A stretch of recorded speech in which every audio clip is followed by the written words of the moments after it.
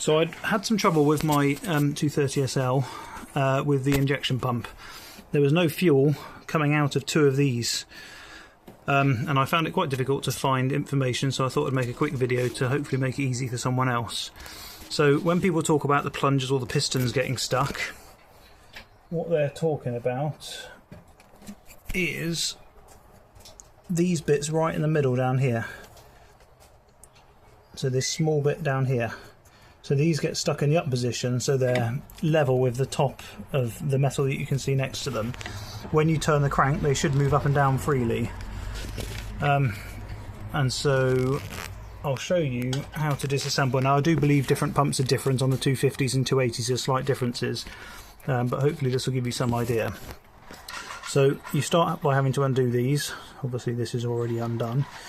So directly underneath this you'll find a spring. So just pull that out carefully. So that spring is loose in there. So just pull that out carefully and keep these all in order as well, so the same one goes back into the same one.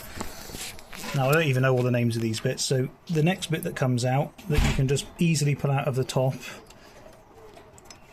I say easily, not with one hand, is this little piece. So you'll see these have got grooves, four grooves. So just note the orientation. I don't know how critical that is, but I just keep everything the same. So that comes out next. So next you have this piece, and this is what's covering that. Now this one will just pull out because I've had it out already, but what you'll need to do is make some sort of a little tool. So if this will focus, I've just got this little threaded bit, so there's thread on the inside of that. It's an M12 thread on the inside, and then I've just threaded that onto a bolt. So this will then screw over the top of this piece here, and then by screwing it over you'll be able to pull it out. Now obviously that came out really easily because I've just had it out, and you can see that then exposes the little piston.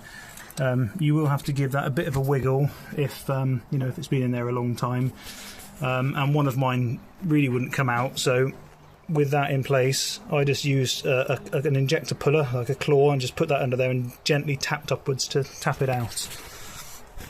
So once you've got to this position, hopefully you'll be able to see the one that isn't getting fuel, where this is stuck level with that top metal surface that you can see there. So you need to punch it back down. Now to begin with, I used this, which is just a bit of wooden dowel that fitted perfectly in there. One of them I was very easily able to tap it back down. You will have to rotate the engine because there's a little cam in the bottom of this that pushes it up, so obviously if the cam happens to be in the up position, even though it's stuck, you won't be able to knock it down. So if you don't have any luck, just turn the engine. I found roughly, swinging on the crank like this, it was roughly 6 or 7 swings to take a piston from all the way in the up position to all the way in the down position, roughly. And I don't know the kind of firing order, but I also figured that 2 cylinders next to each other were unlikely to both be in the up position. So I turned the crank until, if this one was stuck, I turned the crank until this was in the up position. Then I assumed that this probably wasn't going to be in the up position, so you could tap it down. Yeah, the first one tapped down really easily with a wooden dowel, which was this one. But this end one was pretty stubborn, and I kept snapping the dowels. So in the end, what I did do was I took a metal punch, but you don't want to do metal directly on top of those little pistons and risk damaging it. So I got a small little plastic circle. I actually cut it out of a number plate covering that fitted perfectly in there to protect that, and then gently I put that on top of the plastic and tapped it. And I did do it gently, but with this, with no bending like the wooden dowel, it came free pretty easily. But it wasn't having it with the dowel, and it did with that. So once it pops down, again I'm not quite sure how it works, but there's a spring on the bottom that pulls it down.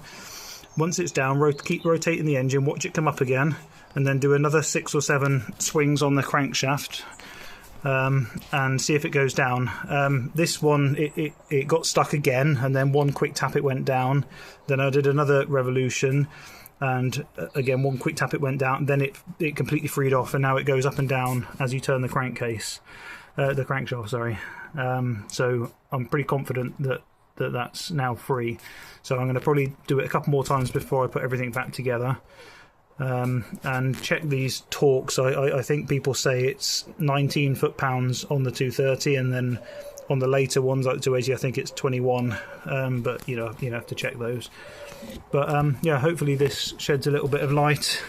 I've kept everything in order like that, so the same ones go back into the same ones. You can see these little parts in here. So hopefully it all goes back together and finally get some fuel out of this thing. So yeah, hope that helps.